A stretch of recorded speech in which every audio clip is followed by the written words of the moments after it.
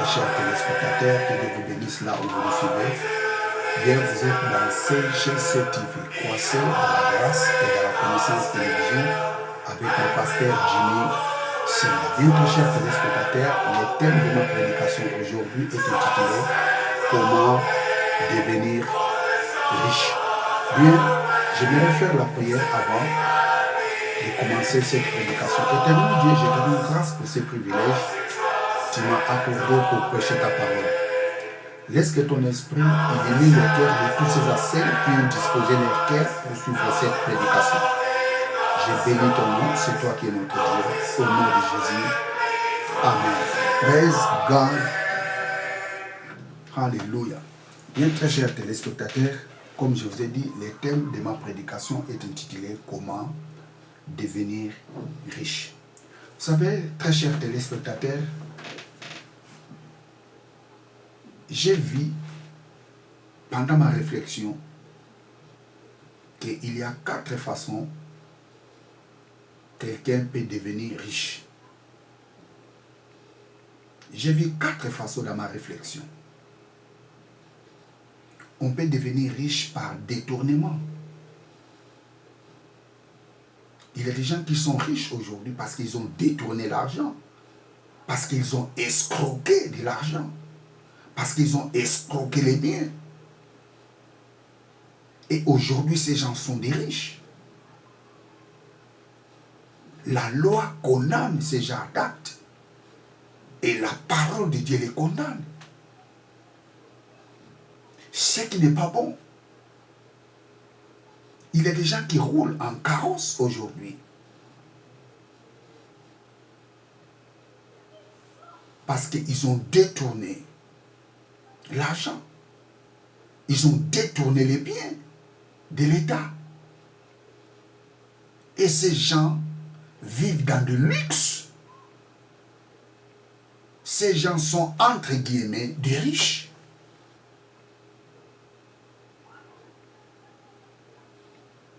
Ça, c'est aussi une façon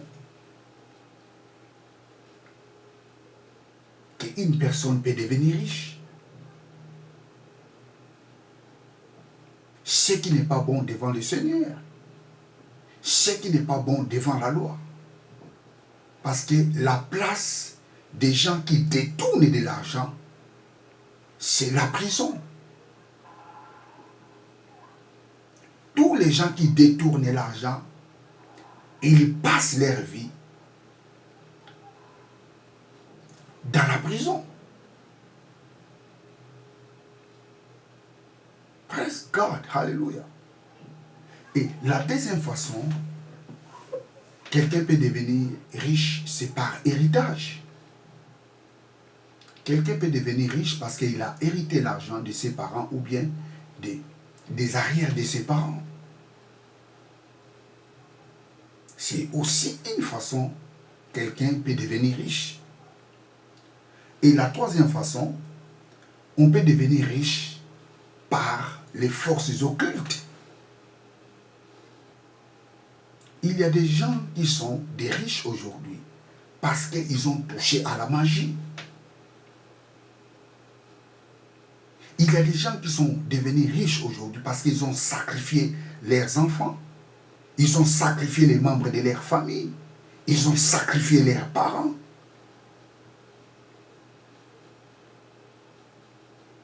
Et aujourd'hui, ces gens vivent dans le luxe.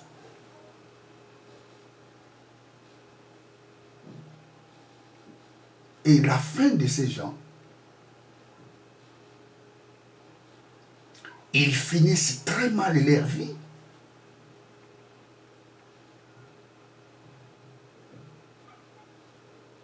D'autres meurent prématurément.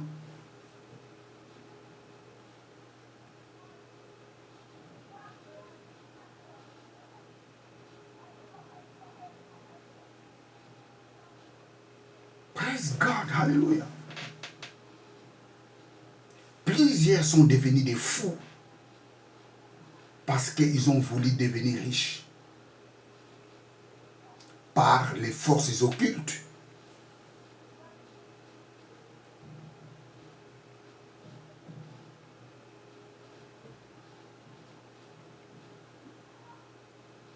Il y a des gens qui sont des riches par les forces occultes et ils ne donnent jamais leurs biens aux membres de leur famille.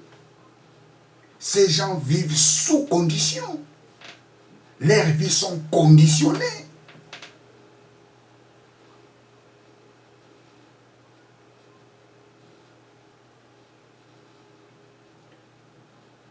Je vous conseille de ne pas devenir riche par les forces occultes. N'allez pas vers ces gens.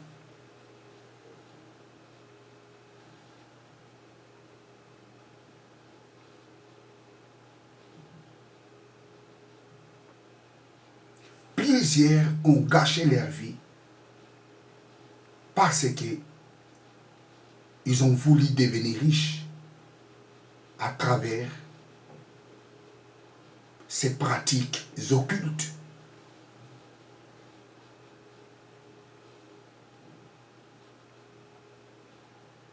Plusieurs sont morts avant l'âge parce que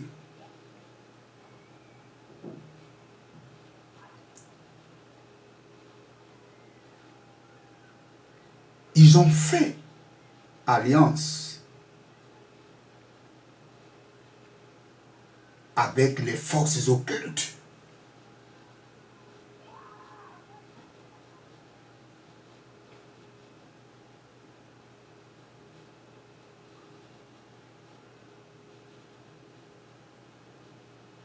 Praise God, hallelujah.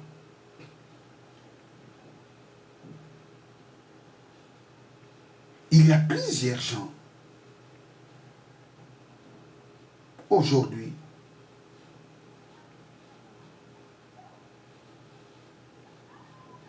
qui ont de la fortune, qui ont de la richesse.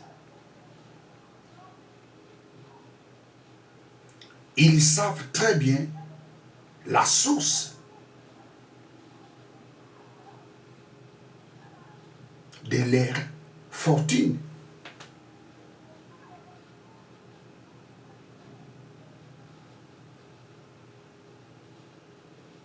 Ils connaissent la source de leur fortune.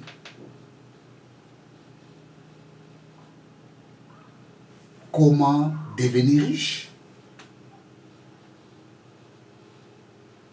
Et la quatrième façon, on peut devenir riche par son travail.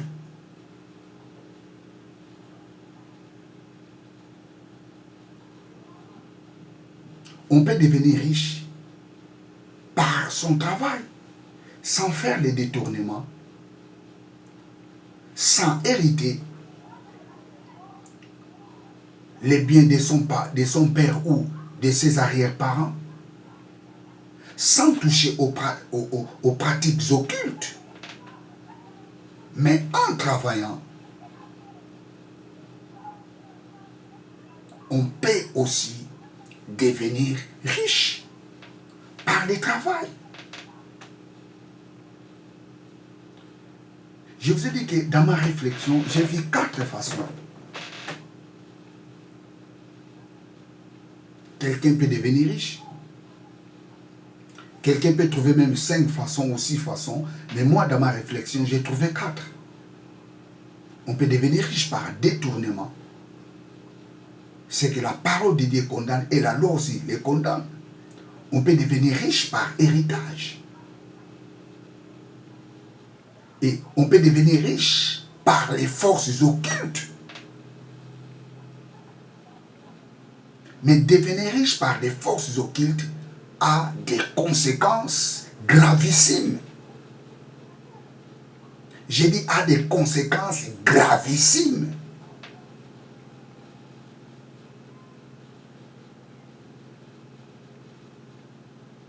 Mais on peut aussi devenir riche par son travail. Et c'est par là où ma prédication est assise. Comment devenir riche par son travail. savez, très chers téléspectateurs, le rôle de l'Église est d'aider les gens, de trouver le royaume des cieux et d'aider aussi les gens de gagner leur vie sur cette terre. Le rôle de l'Église, c'est aider les gens de trouver le royaume et la justice de Dieu. La première chose. La deuxième chose, le rôle de l'Église, c'est aider les gens de gagner la vie sur cette terre. Le rôle de l'Église, ce n'est pas aider les gens de vivre dans la pauvreté. Ça, ce n'est pas le rôle de l'Église. Le rôle de l'Église, ce n'est pas laisser les gens vivre dans la médiocrité. Non. Le rôle de l'Église, c'est aider les gens de trouver la justice et le royaume des cieux. Et la deuxième chose, le rôle de l'Église, c'est aider les gens de gagner la vie sur cette terre. Vous savez, très chers téléspectateurs,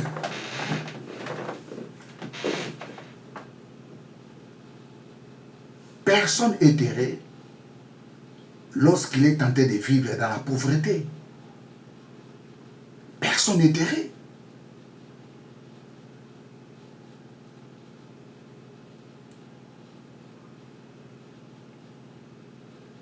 Mais quand quelqu'un vit dans l'abondance, il sourit. Praise God.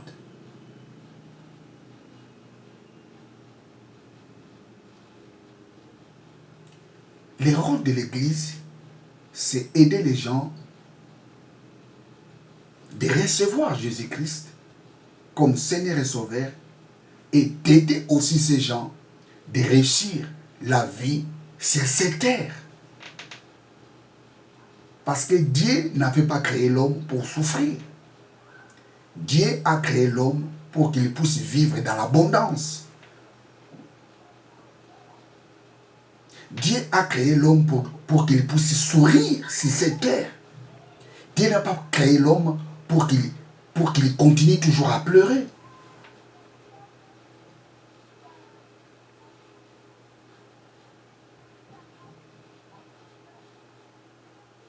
Ça, c'est le rôle de l'Église.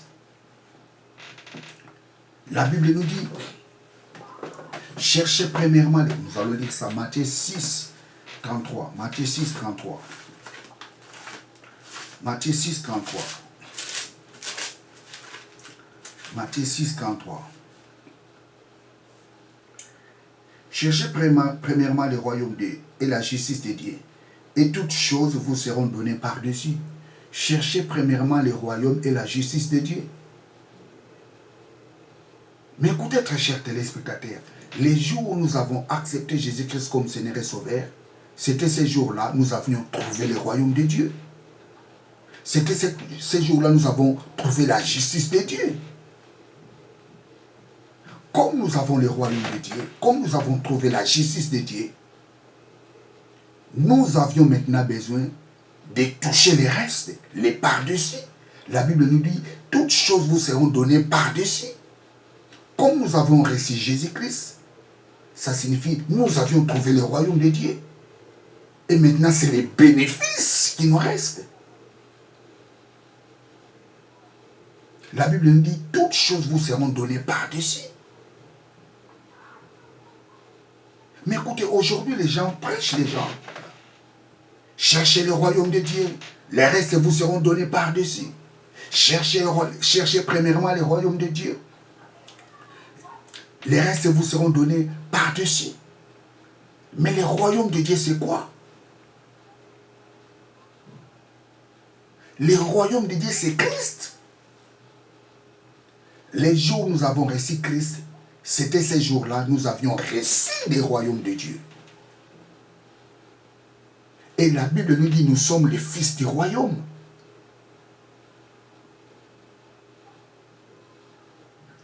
les chrétiens sont dans le royaume de Dieu. Les jours où nous avons reçu Jésus-Christ comme Seigneur et Sauveur, c'était ces jours-là que nous avions trouvé le royaume de Dieu. Et ce qui reste maintenant, les par-dessus. La Bible nous dit, toutes choses vous seront données par-dessus.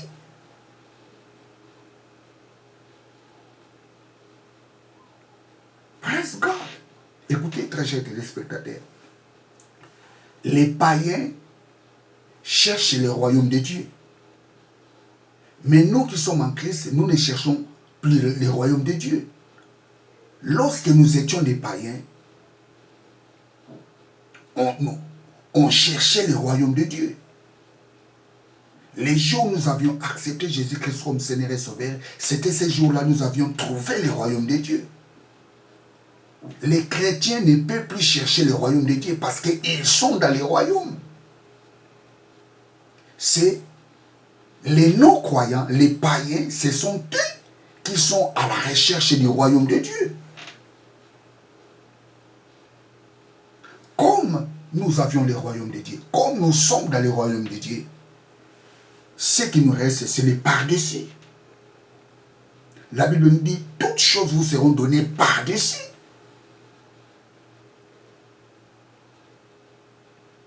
Mais je suis sidéré aujourd'hui.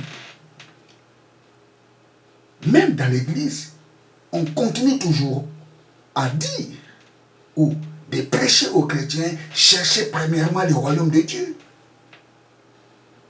Le royaume de Dieu, c'est Christ. Christ nous a amené le royaume de Dieu. Les jours où nous l'avions accepté comme Seigneur et Sauveur, c'était ces jours-là nous avions reçu ce royaume. Maintenant, ce qui nous reste, c'est les par-dessus. C'est les bénéfices de ce royaume que nous avions reçu. Nous sommes dans le royaume de Dieu. Tous les chrétiens sont dans le royaume de Dieu. Aucun chrétien est en dehors du royaume de Dieu. Tous les chrétiens sont dans le royaume de Dieu. Que personne te dise, cherchez premièrement le royaume de Dieu. Si tu es en Christ, que personne te dise, cherche d'abord le royaume de Dieu. C'est les païens qui ont besoin de ces messages. C'est les païens qui ont besoin de chercher premièrement le royaume de Dieu. Lorsque nous étions des païens, on était en train de chercher le royaume de Dieu. Nous étions à la recherche du royaume de Dieu. Les jours où nous avions accepté Jésus-Christ comme Seigneur et Sauveur, c'était ces jours-là nous avions reçu le royaume de Dieu. Donc les païens sont à la recherche du royaume de Dieu. Mais les chrétiens sont dans le royaume de Dieu. Praise God, hallelujah. Praise God, hallelujah. Cherchez premièrement le royaume et la justice de Dieu. Et toutes choses vous seront données par-dessus. Nous avions reçu le royaume de Dieu. Nous avions trouvé le royaume de Dieu en Christ. On cherchait ce royaume lorsque nous étions des païens. Mais les jours où nous avions rencontré Jésus, les jours où nous l'avions accepté comme Seigneur et Sauveur, c'était ces jours-là, nous avions trouvé le royaume. Et c'était ces jours-là, nous étions entrés dans ce royaume. Et comme nous sommes dans ce royaume, la Bible nous dit, toutes choses nous seront données par-dessus. Toutes choses nous seront données par-dessus. Qu'est-ce que signifie toutes choses nous seront données par-dessus?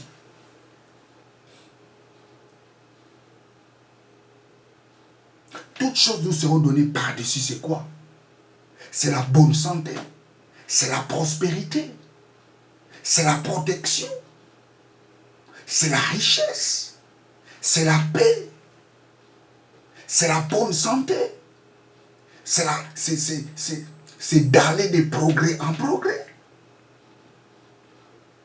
Vivre en abondance, vivre dans la sécurité, vivre dans la joie.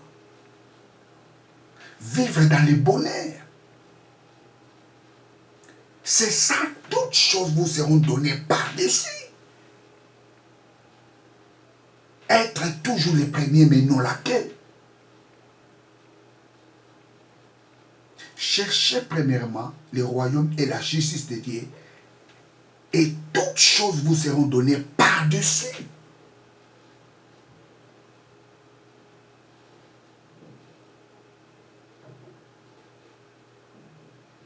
Praise God, hallelujah. Praise God, hallelujah. Comment on peut devenir riche? Je vous ai montré 4 façons qu'une personne peut devenir riche.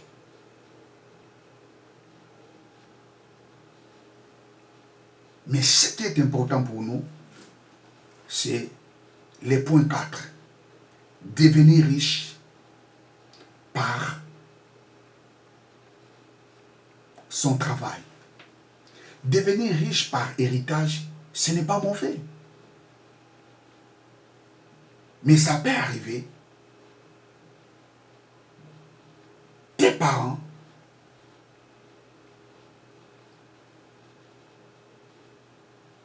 n'avaient pas de la richesse. Ni même tes arrière-parents. Ça peut arriver aussi. Alors comment est-ce que tu peux devenir riche? Tu peux devenir riche par ton travail.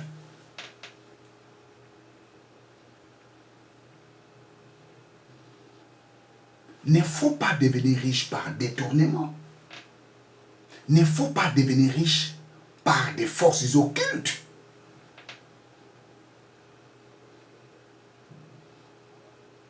Tous ceux qui sont devenus riches par la magie finissent très mal leur vie.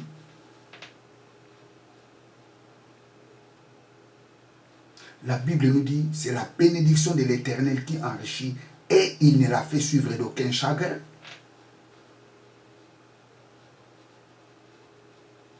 Ceux qui sont enrichis par détournement finissent très mal leur vie.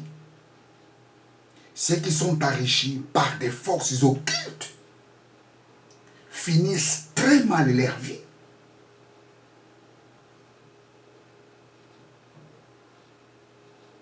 Praise God, hallelujah, praise God. Tu peux devenir riche par ton travail. Nous allons lire Ecclésiaste chapitre 9, verset 16. Ecclésiaste 9, verset 16. Praise God, hallelujah. Ecclésiaste 9, verset 16.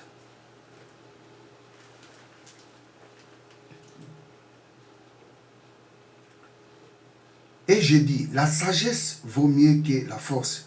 Cependant, la sagesse du pauvre est méprisée, et ses paroles ne sont pas écoutées. Je relis. Et j'ai dit, la sagesse vaut mieux que la force. Cependant, la sagesse du pauvre est méprisée, et ses paroles ne sont pas écoutées. La sagesse de celui qui est pauvre est méprisée. Quand quelqu'un est pauvre, même s'il dit des bonnes choses, personne ne l'écoutera. Parce qu'il est pauvre.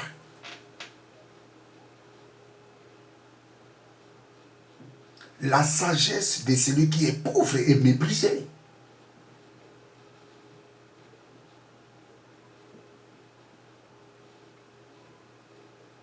Un riche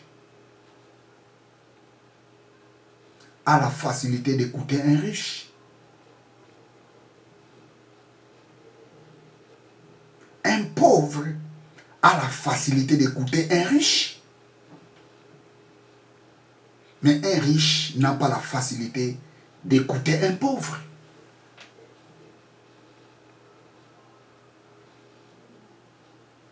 La sagesse d'un pauvre est méprisée. Quelqu'un qui est pauvre même si dans sa bouche sortent des bonnes paroles, des belles paroles, des paroles édifiantes, mais personne ne tiendra compte de ces paroles parce qu'il est pauvre. Tu dois haïr la pauvreté. Tu dois haïr de vivre dans cet état. La Bible nous dit, la sagesse d'un pauvre est méprisée et ses paroles ne sont pas écoutées. Tu veux que les gens commencent à écouter tes paroles? Tu dois sortir dans ces gouffres de la pauvreté. Tu dois sortir dans ces gouffres de la médiocrité. Praise God, hallelujah. La sagesse d'un pauvre n'est pas écoutée. Ses paroles sont méprisées. Praise God, hallelujah, praise God. Comment on peut devenir riche?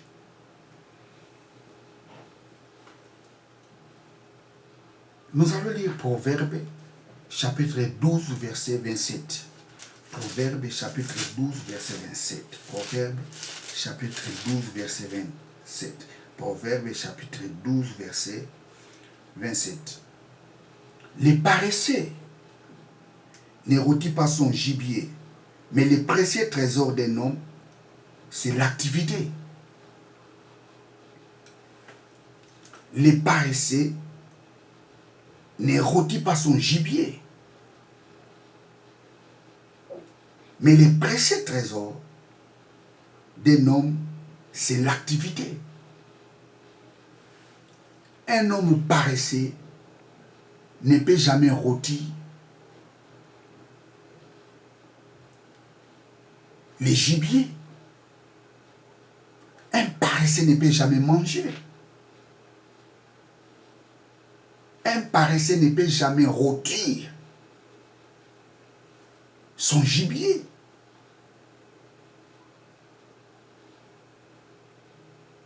Quelqu'un qui n'a pas le courage d'aller à la chasse, comment est-ce qu'il peut tuer un animal? Il ne peut pas. Parce qu'il a passé sa nuit sur les lieux. Quelqu'un qui passe toute la nuit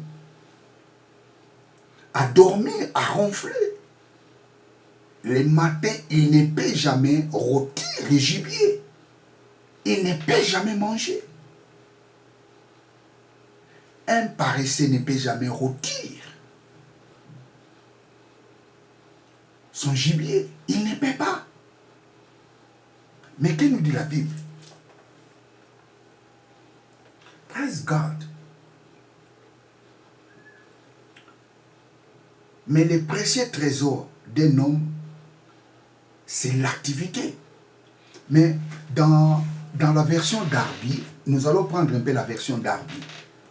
Ce même passage. Nous allons prendre ce même passage, la version Darby. Proverbe.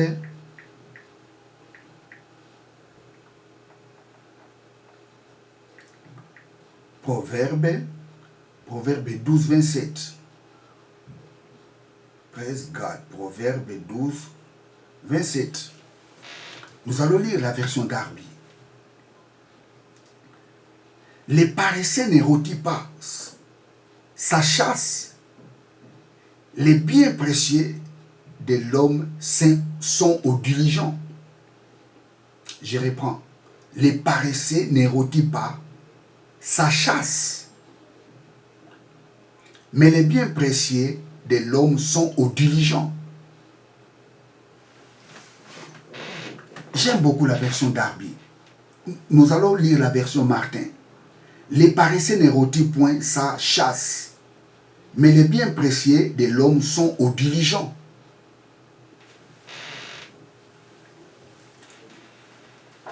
Les paresseux ne rôtit pas son gibier, mais les biens précieux de l'homme sont aux diligents. diligent.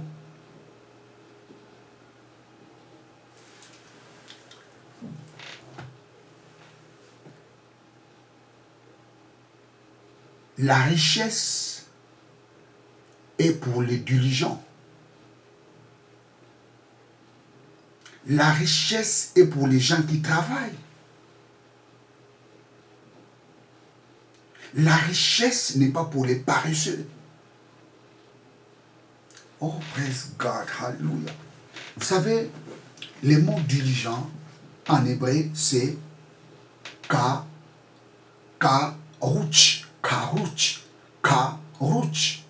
diligent.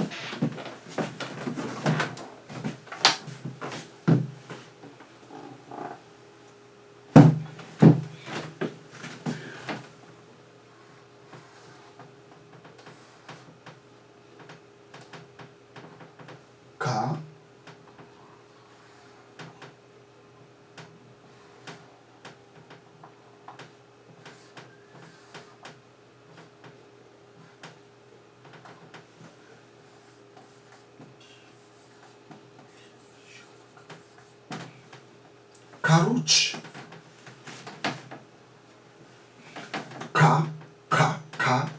Rouch. Karouch. Ça, c'est en hébreu, qui signifie diligent.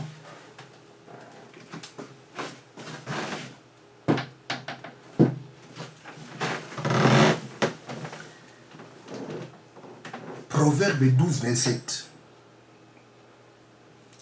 Que nous dit la Bible? Les paresseux ne rôtissent pas son gibier, mais les biens précieux de l'homme sont au carouch. Les biens précieux de l'homme sont aux diligents. Un diligent, c'est qui? Un diligent, c'est celui qui travaille. Vous savez, le mot carouch, en hébreu, signifie traîneau à battre, traîneau à battre. Karouch signifie mutilation. Karouch signifie décision. Karouch signifie zèle. Karouch signifie actif.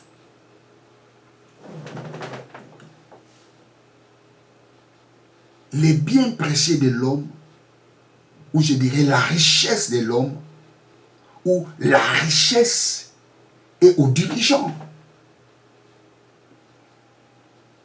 Karouch signifie traîneau. Traîneau à battre. Vous savez, très chers téléspectateurs, un traîneau c'est quoi? Vous savez, les gens qui font la riziculture, la culture de riz. Vous savez, quand le riz devient mûr, après avoir les coupés, on les fait sécher. Et après avoir les séchés, on prend le riz, on les met dans un sac. Et qu'est-ce qu'on fait? On prend un bois dur. Et qu'est-ce qu'on fait? On va commencer à taper ces sacs. Et ce coup-là écrasera